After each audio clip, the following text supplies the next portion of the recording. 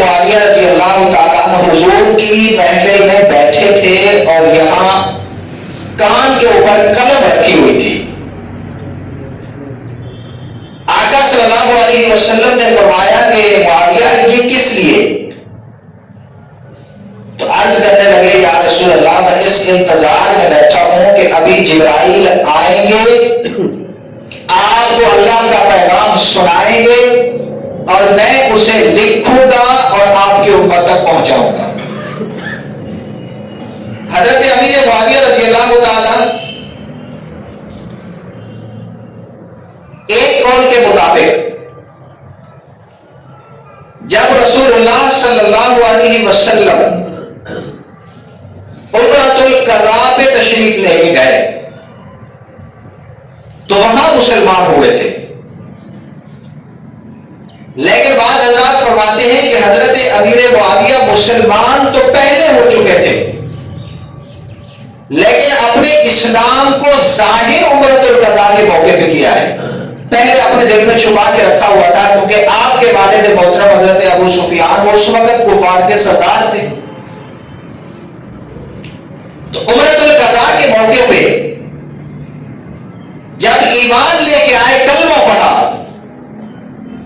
یا اپنے ایمان کا اظہار کیا، سرکار دو عالم صلی اللہ علیہ وسلم نے پہلا اعزاز یہ عطا فرمایا کہ آپ جب عمرہ کر چکے تو اپنے صحابہ میں سے کسی کو فرمایا کہ امیر معاویہ کو بلا کے لاؤ، معاویہ کو بلا کے لاؤ.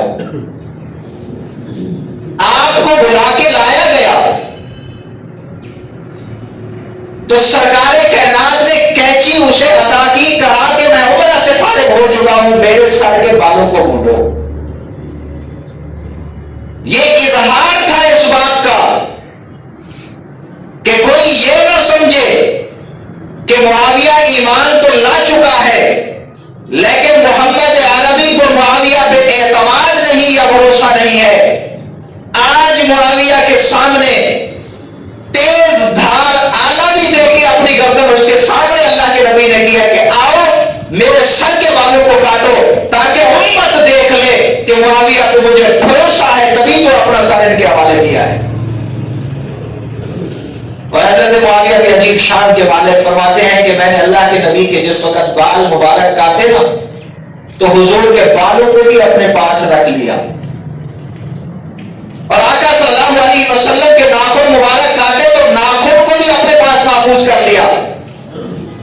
اور حضرت امیر معاویہ نے وصیت کی تھی کہ جس وقت میری وفات ہو تو اللہ کے نبی کے ناخن اور حضور کے بالوں کو میری آنکھوں میں رکھنا تاکہ انہی کی برکت سے اللہ میری بخشش فرما دے گا.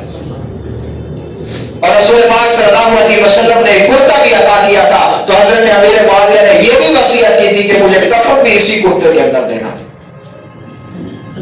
یہاں میں ایک جملہ کہنا چاہتا ہوں، جس کرتے کے متعلق، جن کپڑوں کے متعلق قرآن کہتا ہے وَثِيَابَكَ فَطَهِّرْ، فرمایا ہے کملی والے تیرے کپڑے انتہا درجے کے پاکیزہ ہیں. محمد عربی کے جسم کا ایک ایک حصہ اتنا پاکیزہ ہے کہ جس کے ساتھ لگ جائے اسے بھی پاکیزہ کر دیتا ہے.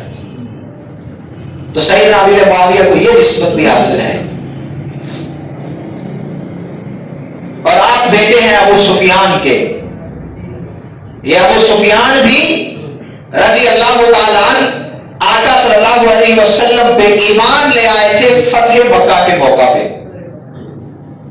عجیب واقعہ ہے، سیرت کی کتابوں میں لکھا ہے کہ جب سرور کائنات صلی اللہ علیہ وسلم فاتح بن کے مکہ میں تشریف لا رہے تھے، آپ کا لشکر تھا، آپ کے غلام تھے، صحابہ ساتھ تھے، تو اس وقت مکہ سے نکل کے ایک پہاڑی کے اوپر سیدنا عباس رضی اللہ تعالیٰ عنہ اور یہ ابو سفیان دونوں ساتھ کھڑے تھے.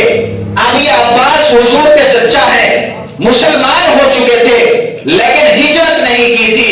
ابو سفیان آقا کے خاندان کے تو ہیں لیکن کلمہ نہیں پڑھا تھا. اب یہ دونوں سردار ایک پہاڑی پہ تشریف فرما ہے اور سرکار دو عالم اپنے غلاموں کے ساتھ آ رہے ہیں. جب ابو سفیان نے دیکھا تو ایک عباس رضی اللہ تعالیٰ عنہ سے کہنے لگے، اے عباس، آج اپنے بھتیجے کی امیر ہے اور سردار ہے اور کس ٹھاٹ کے ساتھ آ رہا ہے. اس وقت سیدنا عباس کی آنکھوں سے آنسو آئے اور کہنے لگے, فرمانے لگے, ابو سفیان آج میں اپنے بھتیجے کی یہ ٹھاٹ بھی دیکھ رہا ہوں اور مجھے وہ وقت بھی یاد ہے جب محمد عربی یہاں سے گئے تھے تو کس حال میں گئے تھے, تم لوگوں نے کیا کر کے اسے بھیجا تھا. اور یہ وہ وقت تھا جب حضرت عباس رضی اللہ تعالیٰ نے ابو سفیان سے کہا کہ اب تمہارے لیے بہتری اسی میں ہے کہ میرے بھتیجے کا کلمہ پڑھ لو. اور یہ ٹھاٹ آقا صلی اللہ علیہ وسلم کی نبوت کی وجہ سے ہے, آپ کے نبی ہونے کی وجہ سے ہے, یہ کوئی شاہانہ ٹھاٹ نہیں ہے. اور اس وقت حضور کے صحابہ ایک اعلان کرتے ہوئے آ رہے تھے, الیوم یوم الملحمہ, فرمایا کہ آج کا دن بدلے کا دن ہے. گویا کہ صحابہ کہنا یہ چاہتے تھے, اعلان اس بات کا کر رہے تھے کہ وہ کافروں, وہ خبیب کو جو تم نے انگاروں پہ لٹایا تھا آج ہمیں یاد ہے. وہ بلال کو تپتی ریت پہ جو تم نے لٹا کے اس کے سینے پہ پتھر رکھے تھے وہ بھی ہمیں یاد ہے. وہ سمیہ کے جو تم نے 2 ٹکڑے کیے تھے وہ بھی ہمیں یاد ہے. نبی کریم صلی اللہ علیہ وسلم کے کندھے مبارک پہ جو تم نے اونٹ کی اوجڑی رکھی تھی وہ بھی ہمیں یاد ہے. صحابہ کرام کا گھر بار چھن کے جو تم نے ہجرت میں مجبور کیا تھا وہ بھی ہمیں یاد ہے. طائف کے میدان میں کملی والے کے جوتے جو خون آلود ہوئے تھے وہ بھی ہمیں یاد ہے. آج ایک ایک زخم کا اور ایک ایک درد کا گن گن کے بدلہ لیں گے. یہ صحابہ کا جذبہ تھا, صحابہ کا اعلان تھا, میرے نبی کے صحابہ کا جوش تھا. لیکن جس وقت یہی نعرہ, یہی کلمہ, یہی اعلان کالی کملی والے کے کانوں تک پہنچا ہے تو سرکار دو عالم نے منع فرما دیا. فرمایا او میرے یارو, جانی سارو, میرے پیروکارو, یہ نعرہ نہ لگاؤ کہ آج بدلے کا دن ہے, اس لیے کہ یہ محمد عربی بدلہ لینے کے لیے نہیں آیا, یہ محمد عربی انتقام لینے کے لیے نہیں آیا, کسی کو قتل کرنے کے لیے نہیں آیا. آج میں واضح طور پہ کہہ دینا چاہتا ہوں ان لوگوں کو جو یہ کہتے ہیں کہ اسلام تلوار کے نوک پہ اور تلوار کی زور پہ پھیلا ہے. اگر تلوار کی زور پہ پھیلا ہوتا تو جب نبی کے ساتھ 1,00,000 صحابہ آ رہے تھے اور یہ کافر اس وقت حضور کی تلوار کی یوں سمجھ لے دھاڑ کے اوپر تھے اور بدلہ بھی لے سکتے تھے تو میرے نبی یہ اعلان نہ کرتے. حضور نے اعلان فرمایا, فرمایا جاؤ آج اعلان کرو الیوم یوم المرحمہ. فرمایا یہ نہ کہو کہ یہ بدلے کا دن ہے, یہ کہو کہ آج رحم کا دن ہے. محمد عربی بدلہ نہیں دیں گے, رحم فرمائیں گے. تو اس وقت یہ ابو سفیان حضور کی خدمت میں حاضر ہوئے, حضرت عباس لے کے آئے. ابو سفیان نے کیا کہا تھا حضور, حضرت عباس, عباس کیا محمد میرا کلمہ اور ایمان قبول کر لیں گے؟ پتا تھا یہ 20 سالہ حضور کی دشمنی یہ میرے سامنے ہے. حضرت عباس نے فرمایا میں سب میرے ساتھ چلتا ہوں, سفارش کروں گا. جب حضور کے پاس پہنچے ہیں تو اللہ کے نبی نے استقبال کیا اور ان کا ایمان قبول بھی فرما لیا, سینے سے لگا لیا. محمد عربی بڑے رحمت والے پیغمبر ہیں اور نبی کریم نے ایک اور بھی اعزاز عنایت کیا انہیں. یہاں پہ سیرت کی کتابوں میں ایک واقعہ لکھا ہے. وہ کہتے ہیں کہ اللہ کے نبی جس وقت مکہ میں تھے ہجرت سے پہلے, آپ کی بیٹی حضرت فاطمہ الزہرا ابھی چھوٹی تھی اور حضور نے اعلان نبوت فرما دیا تھا. تو حضور کی دشمنی میں ابو جہل نے ایک دن حضرت سیدہ فاطمہ جو ابھی بچی تھی انہیں تماچا مارا اور بیٹی رو کے اپنے باپ کے پاس آتی ہے. اور جب یہ فاطمہ حضور کے پاس آئی تو وہاں پہ ابو سفیان بھی بیٹھے تھے. تو حضرت فاطمہ نے آ کے کہا کہ ابا جان مجھے ابو جہل نے تماچا مارا ہے.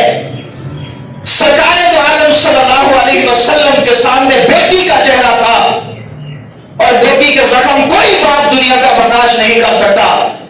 نبی کریم صلی اللہ علیہ وسلم نے یوں ابو سفیان کو دیکھا, کہا کچھ نہیں. ابو سفیان نے اس وقت حضرت فاطمہ کو پاس بلایا اور کہا بیٹا آؤ میں تمہیں ابو جہل سے بدلہ لے کے دیتا ہوں. اور یہ ابو سفیان حضرت فاطمہ کو ساتھ لے کے گیا, ابو جہل کے پاس پہنچے ہیں, اس نے جا کے اس کے دونوں ہاتھ پکڑ کے پیچھے کر لیے اور بچی کو کہا کہ جیسے ابو جہل نے تمہیں تماچا مارا تھا, آؤ اس کے منہ پہ تماچا رسید کرو. سیدہ فاطمہ نے ابو جہل کے چہرے پہ تماچا مارا ہے, مسکرانے لگ گئی اور مسکراتی ہوئی نبی کریم صلی اللہ علیہ وسلم کی بارگاہ اقدس کے اندر آئی ہے. تو نبی کریم بھی مسکرانے لگے اور اس وقت سید کائنات نے ایک دعا فرمائی, فرمایا اے اللہ اس ابو سفیان اور اس کے خاندان کو اس کا بدلہ عطا فرما. یہ تو اللہ سے دعا ہو گئی اور اللہ نے بدلہ عطا بھی فرمایا. ابو سفیان بھی ایمان لے کے آئے, معاویہ رضی اللہ تعالیٰ عنہ بھی ایمان لے کے آئے. اس سے بڑا بدلہ کیا ہو سکتا ہے؟ اور پھر خود حضور نے اس فتح مکہ کے موقع پہ ایک اعلان فرمایا, فرمایا من دخل فی بیت اللہ فہو آمن. فرمایا میں رحمت والا پیغمبر آج اعلان کرتا ہوں کہ جو اللہ کے گھر میں داخل ہو گیا وہ بھی امن والا ہے, ہم اسے کچھ نہیں کہیں گے. حضرت ابن عباس رضی اللہ تعالیٰ بیٹھے تھے, فرمایا یا رسول اللہ افراد زیادہ ہیں, گھر چھوٹا ہے, اگر سارے کے سارے آ جاتے ہیں پھر بھی کچھ بچ جائیں گے. تو نبی کریم صلی اللہ علیہ وسلم نے فرمایا من دخل فی بیت ابی سفیان فہو آمن.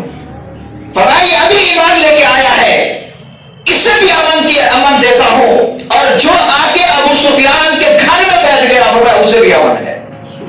یہ بدلہ تھا اس بات کا کہ ابو سفیان نے میری بیٹی کو بدلہ دلایا تھا.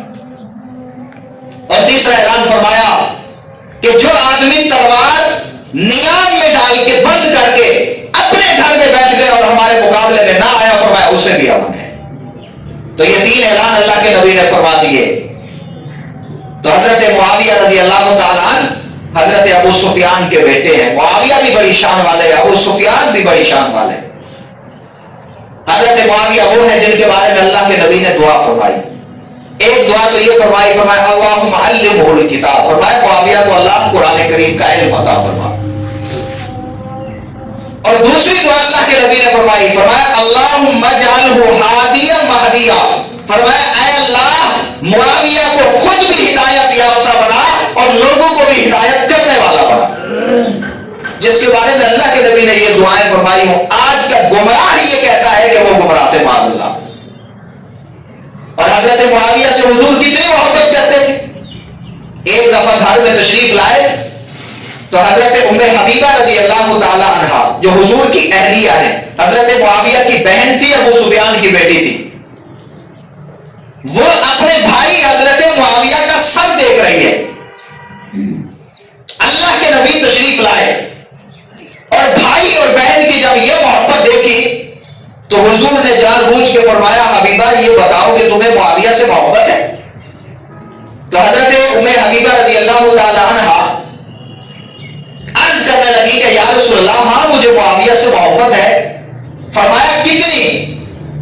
تو حضرت ام حبیبہ نے کہا کہ جیسے ایک بہن کو اپنے بھائی سے محبت ہوتی ہے مجھے بھی معاویہ سے محبت ہے. تو اللہ کے نبی نے فرمایا ام حبیبہ پھر سن لے کہ جتنا تمہیں معاویہ سے محبت ہے اس سے زیادہ اس سے میں محبت کرتا ہوں. تو جو اللہ کے محبوب صحابی ہیں ان کے بارے میں آج لوگ کہتے ہیں لا علمی کی وجہ سے معاذ اللہ کیسی کیسی باتیں کر دیتے ہیں. زبان پہ لانا بھی میں اپنے ایمان کو خطرے میں ڈالنے والی بات سمجھتا ہوں. بہت زیادہ ان کی وجہ سے اسلام کو تقویت ملی ہے. 20 سال کا عرصہ انہوں نے گورنر رہ کے اسلام کی خدمت کی ہے اور تقریباً 20 سال کا عرصہ امیر المومنین رہ کے اسلام کی خدمت کی ہے. پورے عرب کے اندر اس وقت 4 بندے تھے جن کو دہاؤ العرب کہا جاتا تھا, یعنی عرب کے اندر سب سے زیادہ مدبر انسان جو تھے ان میں سے ایک حضرت امیر معاویہ بھی ہیں. ایک دفعہ اللہ کے نبی تشریف فرما ہے, حضرت ابوبکر, حضرت عمر, حضرت عثمان, حضرت علی بھی بیٹھے ہیں. کسی جنگ کے بارے میں مشورہ ہو رہا ہے تو سرکار دو عالم صلی اللہ علیہ وسلم نے فرمایا معاویہ کو بلاؤ, ان سے مشورہ کرتے ہیں. حضرت امیر معاویہ رضی اللہ تعالیٰ عنہ کو بلایا گیا. اللہ کے نبی نے ان سے مشورہ کیا کہ فلاں جگہ پہ جنگ کرنی ہے, تمہاری رائے کیا ہے؟ تب جا کے لوگوں کو پتا چلا کہ ابو بکر بھی بیٹھے ہیں, عمر بھی بیٹھے ہیں, عثمان بھی ہے, علی بھی ہے. 10 مبشرہ میں ہیں اور باقی صحابہ کرام بھی بیٹھے ہیں اور اللہ کے نبی نے معاویہ کو بلایا ہے اور ان سے مشورہ کیا ہے، تو مطلب یہ ہے کہ ان کا تدبر، ان کی فہم، ان کی سیاست کتنا ہے.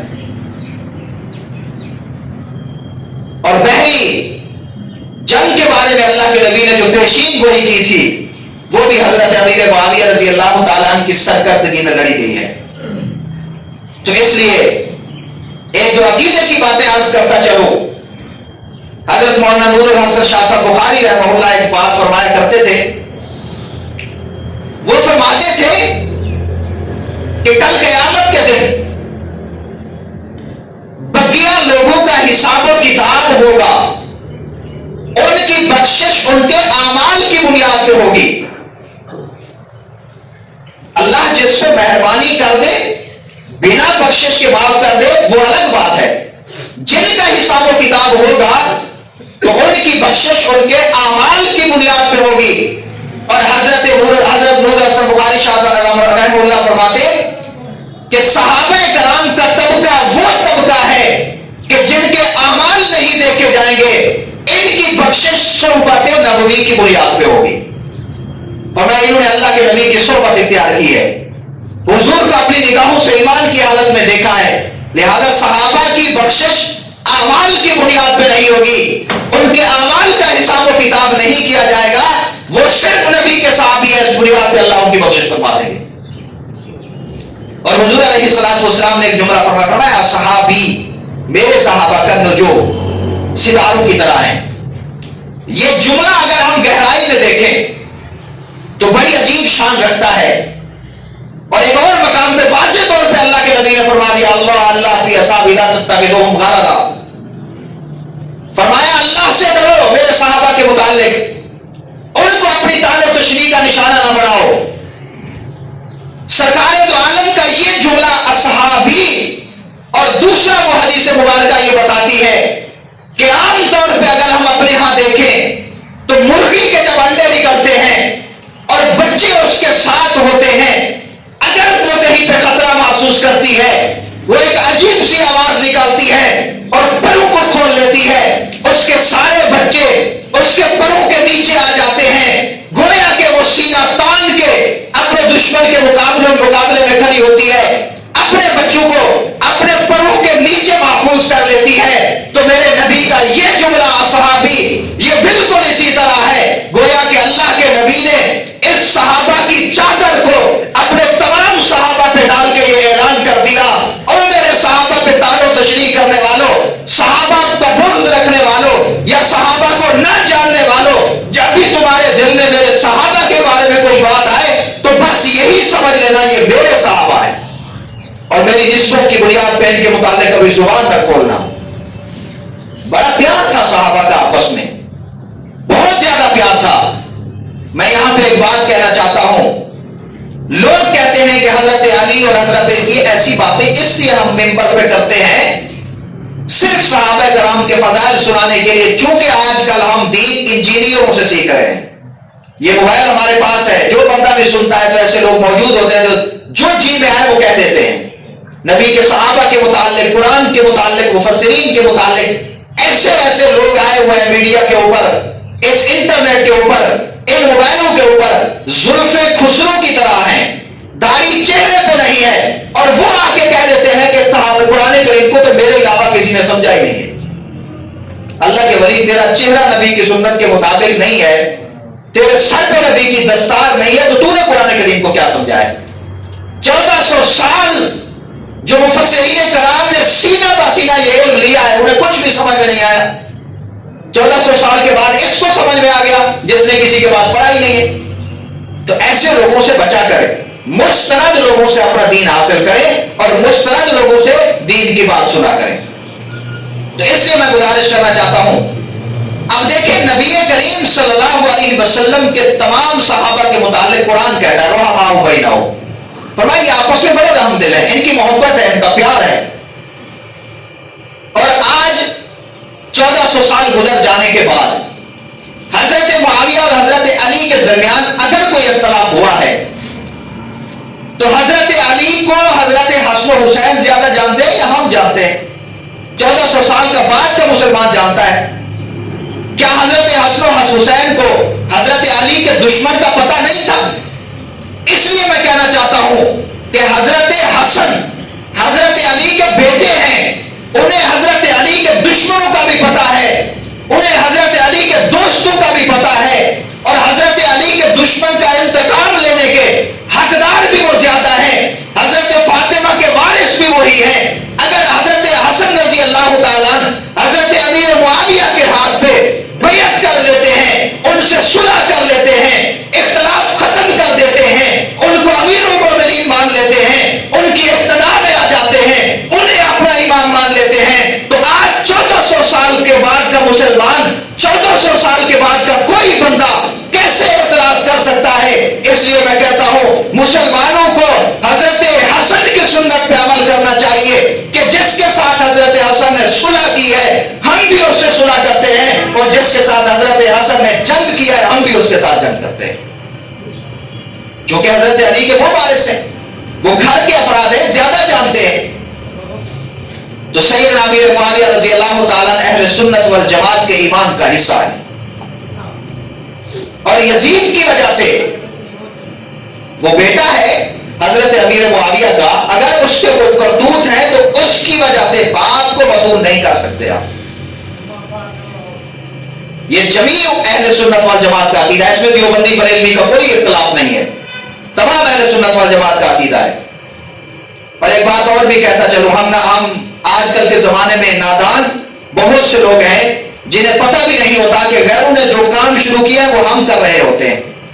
اس رجب کے مہینے کے اندر 22 رجب کو امام جعفر صادق رحمہ اللہ کے نام پہ یہ کنڈے پکاتے ہیں، کھاتے بھی ہیں اور لوگوں کو بھی کھلاتے ہیں۔ کوئی مسلمان ایسا ہرگز نہ کرے، اس لیے کہ پہلی بات سوچنے کی یہ ہے کہ اس 22 رجب کو حضرت امام جعفر صادق رحمہ اللہ کی نہ پیدائش ہے نہ وفات ہے، یعنی اس دن کی ان کے ساتھ کوئی نسبت بھی نہیں ہے، تو پھر یہ کس بات کی خوشی منا رہے ہیں؟ یہ صرف اور صرف بغض معاویہ کے اندر یہ کنڈے پکاتے ہیں، مٹھائیاں تقسیم کرتے ہیں، لوگوں کو کھلاتے ہیں کہ اس دن ان کے نظریے کے مطابق سیدنا علی المرتضیٰ اور آل رسول کا سب سے بڑا دشمن، یہ ان کے الفاظ کہہ رہا ہوں، سب سے بڑا دشمن حضرت معاویہ رضی اللہ تعالیٰ اس کی وفات ہے، تو اس کی وفات پہ ہم مٹھائیاں بانٹ رہے ہیں، ہم یہ کنڈے پکا رہے ہیں۔ تو یہ میں کہہ دینا چاہتا ہوں واضح طور پہ، اہل سنت والجماعت کے فتاوی کے اندر یہ بات موجود ہے کہ یہ کنڈے پکانا، ان کا کھانا اور یہ خوشی منانا بالکل حرام ہے، لہذا ہم میں سے کسی مسلمان کو یہ کام بالکل نہیں کرنا چاہیے۔ یہ وہ چیزیں ہوتی ہیں جو اپنے علماء سے سیکھ کے کریں۔ حضرت معاویہ رضی اللہ تعالیٰ بڑی ان کی محبت تھی حضرت حسن کے ساتھ، حضرت حسین کے ساتھ۔ میں کئی دفعہ ان کی محبت کے واقعات بھی سنا چکا ہوں، ان کی آپس میں رشتہ داریاں بھی بڑی ہیں۔ قرآن کریم نے جب فیصلہ کر دیا ہے رضی اللہ عنہم ورضوا عنہ، یہ ہم ضمیر جمع کی ہے، مطلب تمام صحابہ کرام سے اللہ راضی ہو چکا ہے، اور صحابہ کو بھی کل قیامت کے دن اللہ اتنا عطا کریں گے کہ اپنے آپ سے راضی کر دیں گے، تو ہمیں اس بات کی ضرورت نہیں ہے کہ ہم کسی کے کوئی عمل کو لے کے اس پہ کلام کریں یا بات کریں۔ جب اللہ راضی ہے تو ہم بھی تمام صحابہ کو مانتے ہیں، ان پہ راضی ہیں۔ تو پروردگار عالم سے دعا ہے کہ اللہ رب العالمین ہمیں جمیع صحابہ کرام و اہل بیت کی محبت اور ان کا احترام نصیب فرمائے۔ یہ عقائد کی باتیں ہوتی ہیں، اس میں احتیاط بڑا ہوتا ہے میرے دوستو۔ عمل کی کمزوری معاف ہو جائے گی، عمل کی کمزوری، عقیدے کی کمزوری کبھی معاف نہیں ہوتی۔ دودھ کے پیالے کے اندر اگر ایک قطرہ پیشاب کا ڈال دو تو سارا کا سارا دودھ ناپاک ہو جاتا ہے۔ جمیع دین کے اندر اگر ضروریات دین میں سے کسی ایک کا بھی انکار ہو گیا تو سارا کا سارا دین اور ایمان ختم۔ پھر مسئلہ بن جاتا ہے نکاح کا۔ چلے ایک آدھا انسان نے کوئی ایسا کلمہ کہہ دیا کہ جیسے کفر واقع ہو گیا، تو دوبارہ اس کلمہ پڑھنے سے، اس عقیدے کو ٹھیک کرنے سے مسلمان تو ہو جاتا ہے، بیوی تو چلی گئی۔ اگلے دن مجھ سے کسی نے مسئلہ پوچھا، وہ کلمہ کفر زبان سے نکل گیا، کہتے ہیں اب اس کا کیا ہوگا؟ میں نے کہا دوبارہ ایمان، کلمہ پڑھنے سے مسلمان تو ہو جائے گا۔ کہا بیوی کا نکاح وہ تو مانے گے نہیں کہ دوبارہ کیسے کرے؟ میں نے کہا یہی تو مسئلہ ہے۔ تو پروردگار عالم سے دعا ہے کہ اللہ ہمیں اہل حق کے ساتھ جوڑے رکھے اور اللہ ہمارے دین و ایمان کی حفاظت فرمائے۔ بآخر دعوانا